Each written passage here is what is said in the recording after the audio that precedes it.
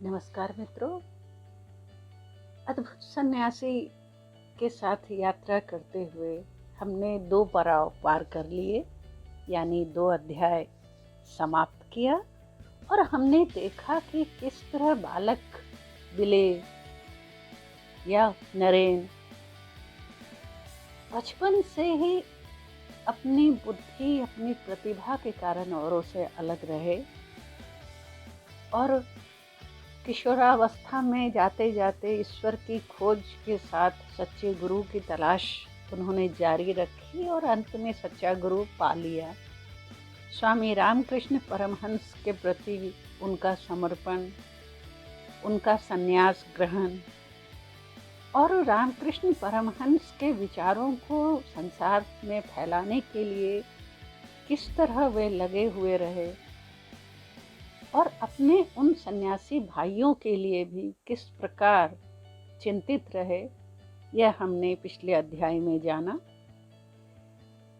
नरेन स्वदेश यात्रा पर निकलते हैं, तो आइए हम भी उनके साथ संक्षिप्त यात्रा करें।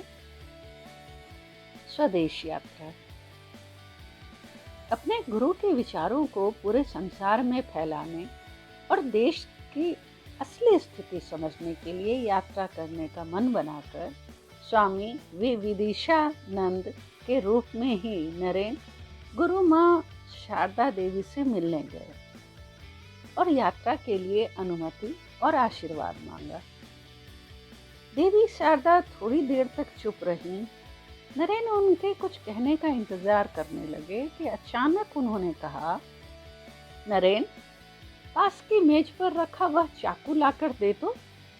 नरेन हैरान हुए, ये क्या? मैं यात्रा के लिए आशीर्वाद मांगने आया हूँ और माँ जैसे ध्यान ही नहीं दे रही। लेकिन वे कुछ बोले नहीं। चाकू ले आकर माँ के सामने खड़े हो गए। नरेन ने चाकू को धार की तरफ से खुद पकड़ रखा था और मूठ माँ की तरफ बढ़ाई थी। माँ मुस्कुराई, फिर बोली, तुमने चाकू की मूठ मेरी तरफ रखी, खुद धार की तरफ पकड़ा और उसका दर्द सहा। यही स्वभाव तय करता है कि तुमसे संसार का भला होगा। जाओ, जन कल्याण करो, तुम्हारी यात्रा सफल हो। गुरु माँ की बातों ने युवा सन्यासी स्वामी विविदिशानंद को नई शक्ति और साहस दिया। 1887 में वे भारत की यात्रा पर निकले। यह यात्रा उनके लिए तीर्थ यात्रा से कम न थी। अपने देश और देशवासियों को वह निकट से देखना, समझना चाहते थे। 5 वर्षों तक वे पूरा देश घूमते रहे। अलग अलग हिस्सों में फैली अलग अलग वेशभूषा, भाषा और संस्कृति में सजी भारत भूमि की यात्रा उन्होंने रेलगाड़ी से या फिर पैदल पूरी की। इस देशाटन में वे राजे रजवाड़े के मेहमान रहे तो दीनहीन पीड़ितों की झोपड़ी में भी समय बिताया। आम लोगों, उपेक्षित और शोषित लोगों के जीवन की तह तक गए। उनकी समस्याओं और कठिनाइयों को गहराई से महसूस किया। बीच बीच में मठ जाकर व्यवस्था भी देखते रहे। नए शिष्यों के पठन पाठन के लिए अच्छी पुस्तकों की व्यवस्था के साथ ही देश दुनिया की स्थिति से परिचय करवाना भी कई कामों में से एक काम बन गया। इसी बीच बनारस के प्रमदा बाबू, जो संस्कृत के प्रकांड विद्वान थे, उनसे भी मिलना हुआ। नरेन ने उनसे निवेदन किया, हमारा मठ साधनहीन है। हमारे पास ना ज्ञान बढ़ाने वाली पुस्तकें हैं, ना कोई मार्गदर्शक विद्वान। आप हमें कुछ ग्रंथ अध्ययन के लिए उधार देने की कृपा करें और यदि कहीं समझने में हमें दिक्कत हो तो उसे दूर करें। नरेन का आग्रह सुनकर प्रमदा बाबू बहुत खुश हुए और उसे पुस्तक दिखाने ले गए। इस मुलाकात के बाद प्रमदा बाबू और नरेन के संबंध मधुर बने रहे। उत्तर भारत घूमते हुए नरेन लखनऊ में अवध के नवाब द्वारा बनाए गए उद्यान, महल और मस्जिद देखकर बहुत खुश हुए। ताजमहल की कलात्मक सुंदरता और शिल्पकार के अद्भुत शिल्प पर मुग्ध होते हुए उन्होंने कहा, इस नायाब महल की हर एक इंच की कलाकारी को समझने के लिए पूरा दिन का समय चाहिए, और अगर इसका वास्तव में अध्ययन किया जाए तो कम से कम 6 माह लगेंगे। ताजमहल की सुंदरता वे कभी भूल नहीं पाए। दिल्ली और आगरा में मुगल काल के प्रसिद्ध ऐतिहासिक स्थानों को बहुत ही गहराई से देखा, परखा और लगभग 10 साल बाद अपने एक पश्चिमी प्रशंसक के सामने उनका वैसा सुंदर और सजीव वर्णन किया कि वह लोगों को हैरान कर देने वाला था। वे इलाहाबाद, बनारस, गाजीपुर और भी कई जगह गए। हिमालय की यात्रा करके वे बड़े खुश होते, जो मिल जाता खा लेते और देशवासियों की हालत पर विचार करते रहते। आगरा से वृंदावन जाकर कृष्ण की लीला का भी उतना ही अनुभव किया।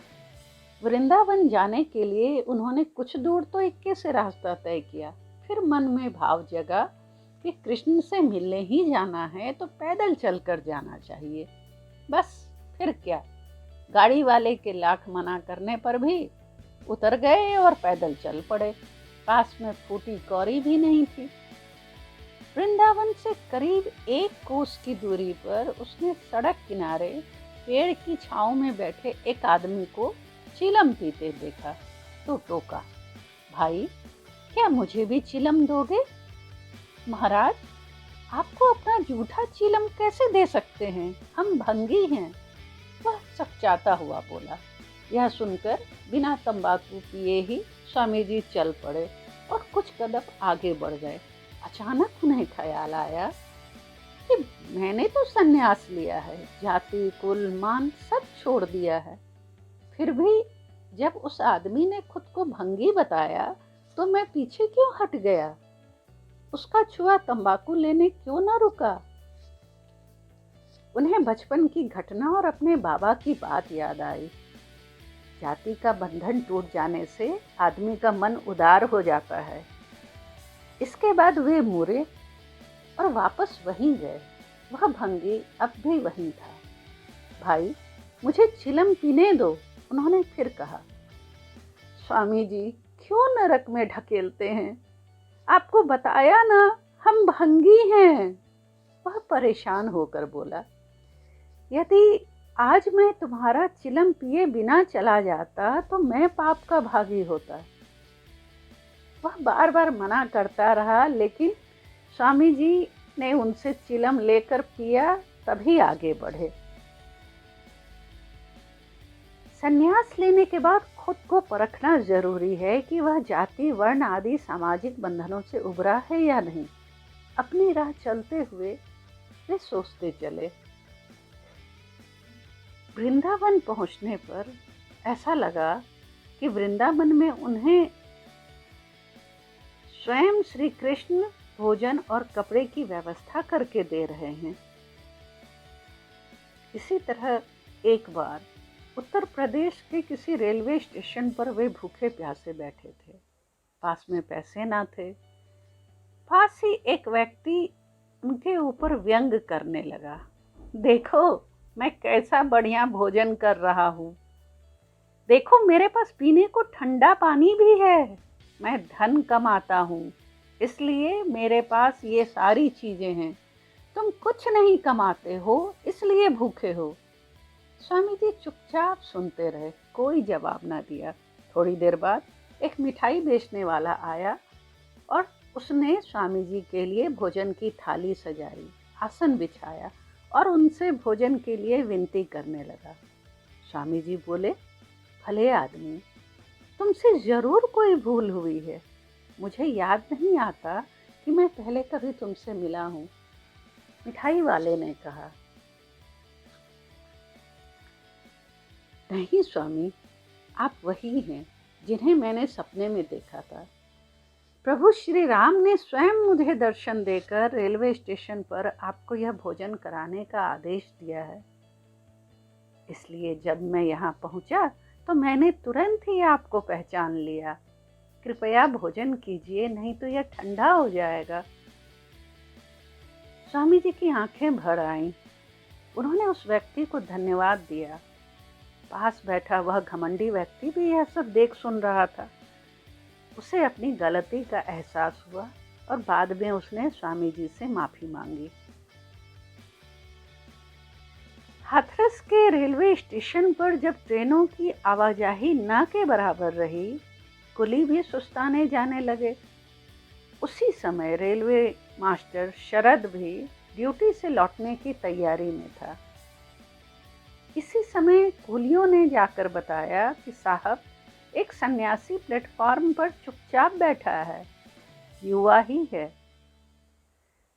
युवा सन्यासी के चुपचाप बैठे होने की बात सुनकर शरद उस तरफ बढ़ चला जिधर कुलियों ने इशारा किया था। शरद ने देखा कि युवा सन्यासी अपने में खोया बैठा है।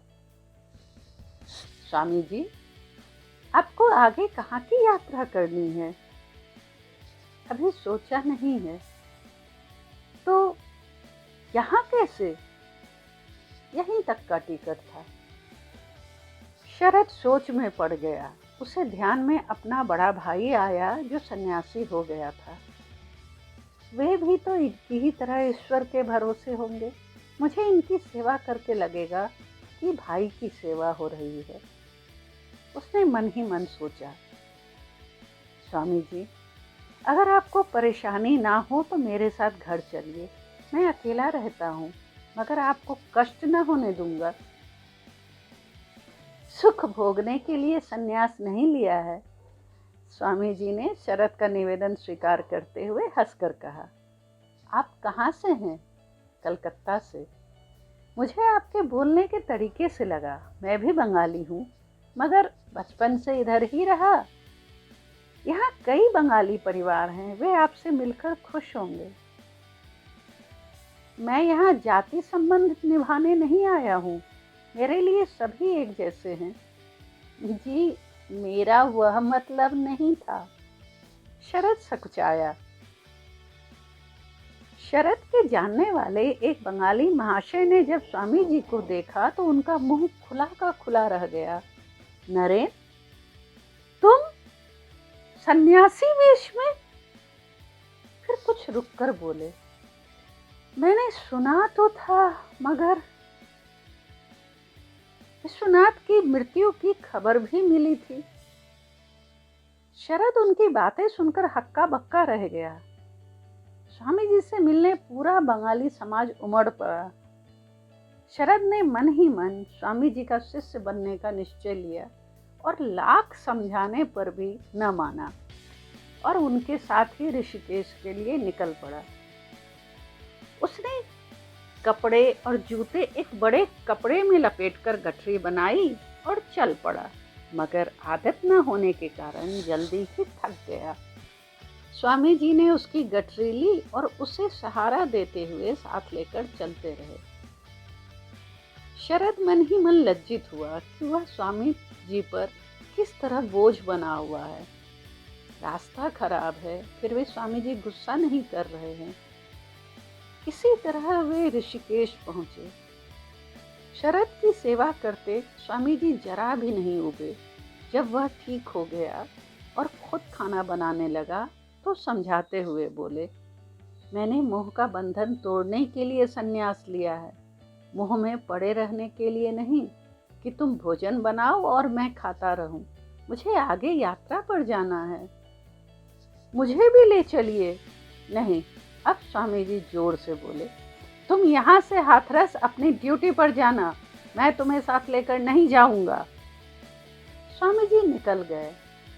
शरद ने चूल्हे पर चढ़ी खिचड़ी अधपकी ही छोड़ दी, चूल्हा बुझा दिया और वहीं बैठकर रोता रहा, मानो कोई बच्चा माँ से बिछुड़ गया हो। दोपहर ढलने लगी। वह वैसे ही बिना हिले डुले बैठा रहा।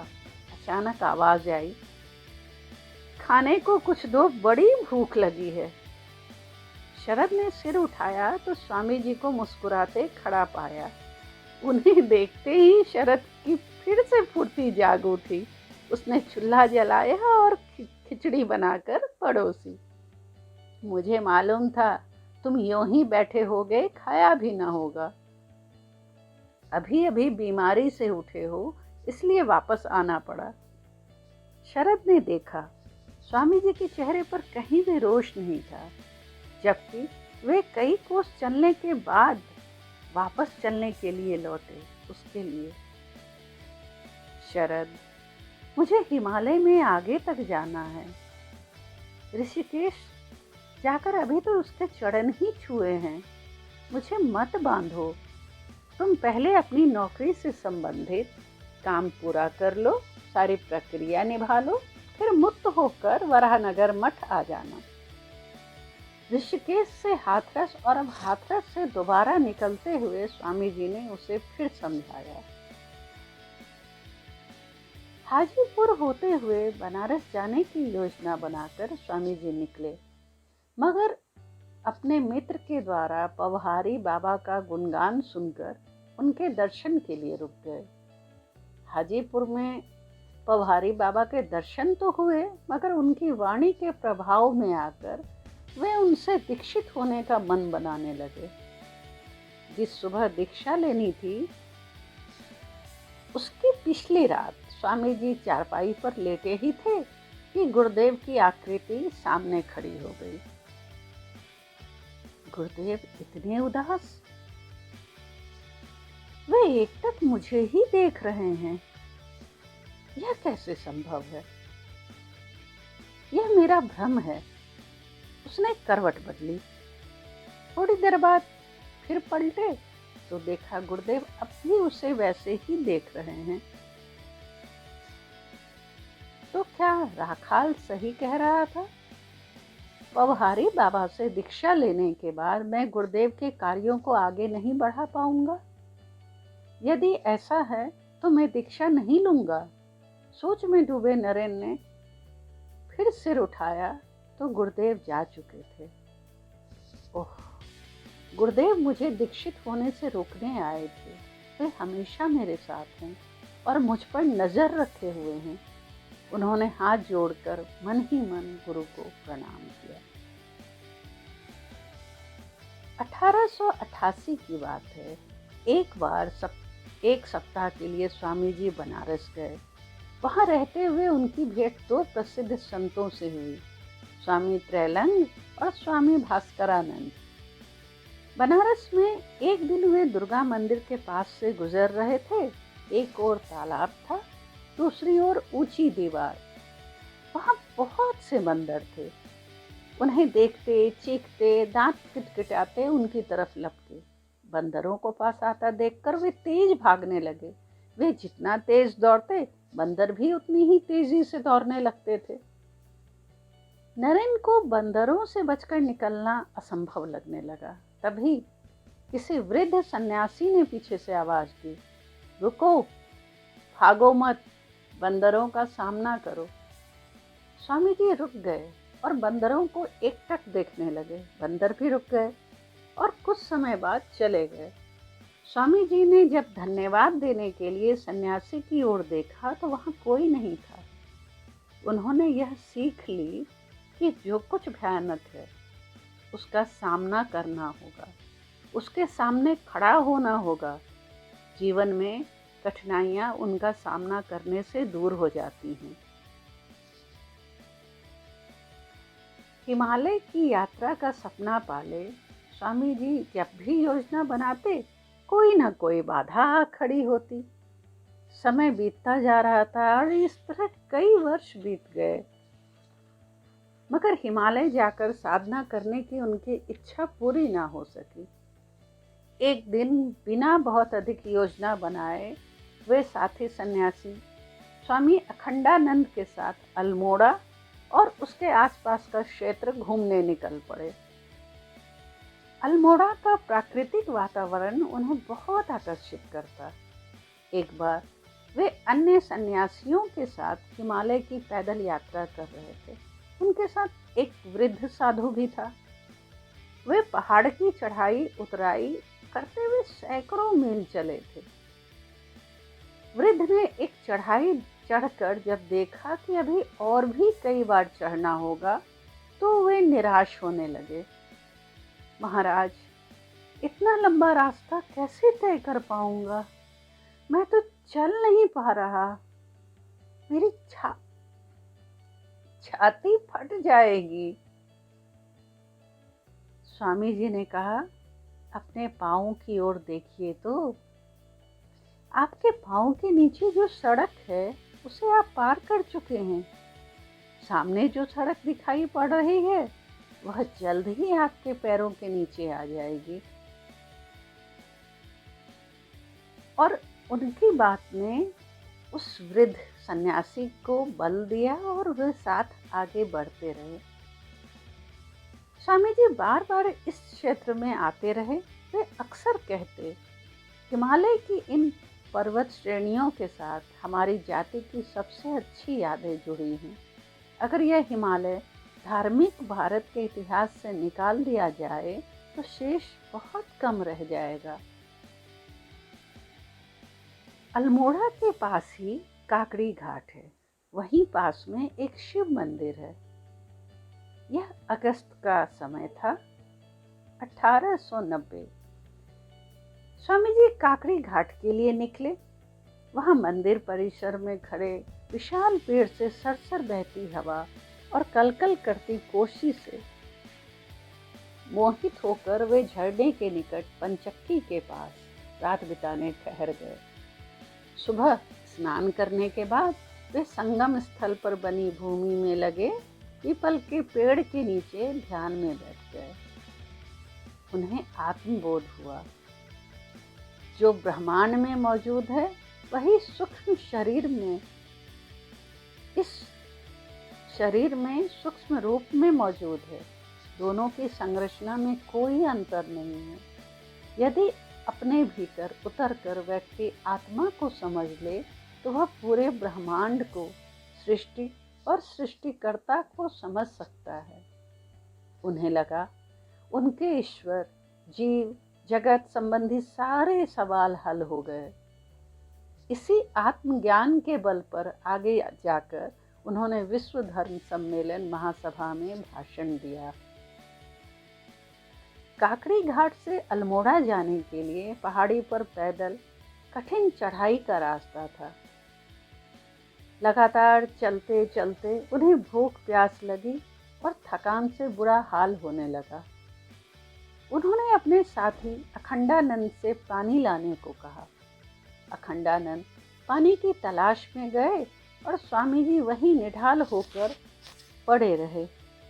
रास्ते के पास ही कब्रिस्तान में रहने वाले मुस्लिम फकीर जुल्फिकार ने उन्हें इस हाल में देखा तो दौड़ कर आए और उन्हें होश में लाया। फकीर ने उन्हें खाने को ककड़ी दी। स्वामी जी उस समय खुद को इतना कमजोर महसूस कर रहे थे कि ककड़ी पकड़कर खाने की हालत में भी नहीं थे। इसलिए उन्होंने फकीर से निवेदन किया, भाई अपने हाथ से खिला दो। फकीर यह कहता हुआ पीछे हटा, मैं मुसलमान हूँ और आप एक सन्यासी, तो इसमें क्या हुआ? क्या हम सब भाई नहीं हैं? स्वामी जी के बोलने का प्रभाव ऐसा रहा कि उस फकीर ने अपने हाथ से स्वामी जी को ककड़ी खिलाई। मित्रों, आज की यात्रा यहीं विराम देती हूँ। आगे की यात्रा पर ले चलने के लिए फिर आऊँगी। तब तक के लिए शुभ विदा।